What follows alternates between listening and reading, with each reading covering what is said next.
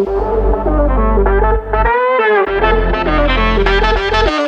lot of people in today's society are not, yes, everybody wants to be rich, everybody wants to be wealthy, but they do not know how to get help from other people. People say, like, I'm from Gujarat and I see a lot of Gujaratis, like, why the hell do I need someone to build my wealth, you know? So could you Yeah. please focus on that, like how it works and how people Okay. need help? Thank you. Okay. So I'll try and give it with an example because I've come from corporate experience. I worked with companies like Infosys and Telstra, and now I moved into something totally different. I'm just going to give an example what we go through. So a lot of people who might listen to this podcast, I'm assuming most of them would be immigrants, and a lot of immigrants who come to Australia from India or other places are primarily working in, say, IT related jobs as well. Yeah. So, a very simple example, what I'm going to give is just think of it when you are working for a company. Most people, company working in IT companies, then get allocated to different other companies, or working in consulting gets allocated to other companies. Hmm. And the daily rates what get the company charges for their skills and their experience is pretty good if you really think about it. Why do other companies hire you to be able to do your work? They are essentially paying you a daily rate based on your skills and the expertise that you are able to offer. Right. And I think when we are thinking about building wealth, it's essentially very similar.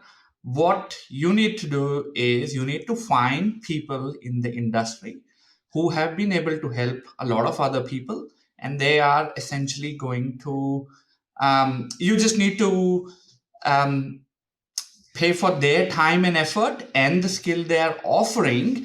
And if you Mhm. come up with that particular mindset, I think things become a lot easy. And I'll share from my own personal experience. When I started doing this thing myself, I tried to do everything on my own. Mm. That's Nice. how we all believe we are probably smart enough. A lot of information is available on online channel these days. Right. If other people can do it, why can't I spend my time on research and do it myself? And I think that's what I started with on my own personal journey as well. But I think I realized pretty quickly what I was able to do in the first 60 years, and which did all by myself. And Yeah. when I got associated with someone and took some professional help, I actually got myself a wealth or a property mentor who helped me then accelerate what I had done in my first 6 years, probably helped me to do that within the next 1 or 2 years, just replicate or multiply that as well. And when Right. I went through that experience, I think that changed a lot of things for me. And as I said, it's not just in the matter of, say, building wealth. There are other aspects of life as well.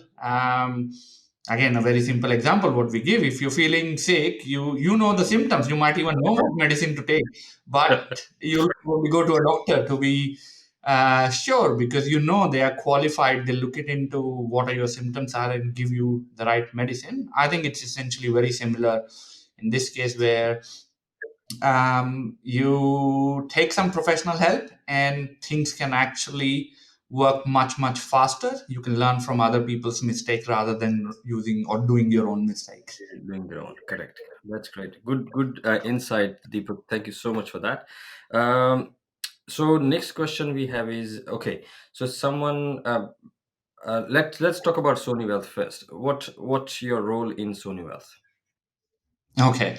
So I work as a wealth coach here, and what we try and do as part of this organization is we sit down with people, we really understand their full situation, which includes two key things. One, we really need to understand their goals and objectives. What are they trying to do in their life? What are their upcoming milestones? What do they want to achieve?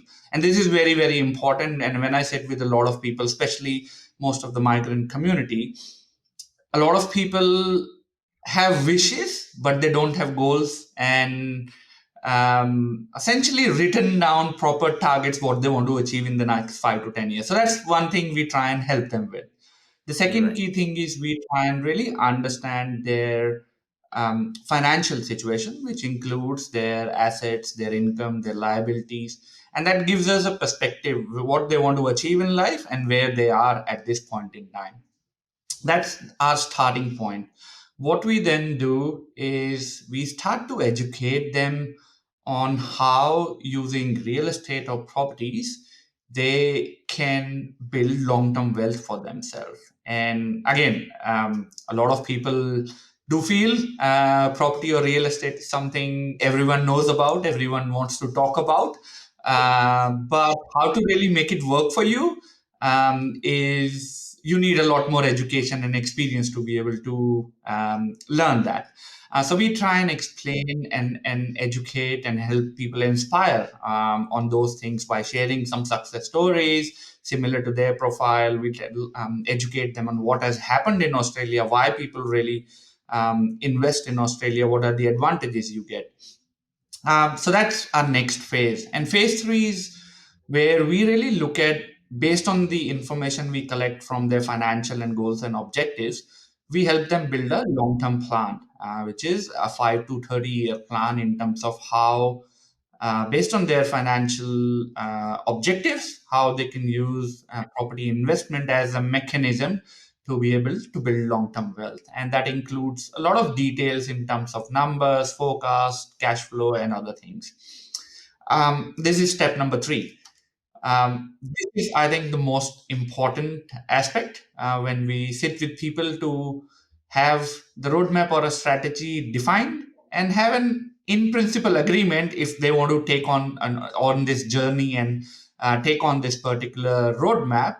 And if that becomes yes, and they are excited about moving on that roadmap, and then we help them really execute that in terms of then finding the right investment options, helping everything to be able to secure those, settle those, help finance those, and then once those properties are settled, we also help them property manage or finding tenants for that as well. So we try and do everything under one umbrella, and it makes it much easier for people to replicate that and build up volume.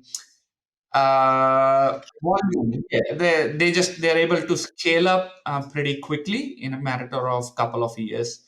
So that just becomes a lot more easier for them to do it, and they can really focus on what they're really good at.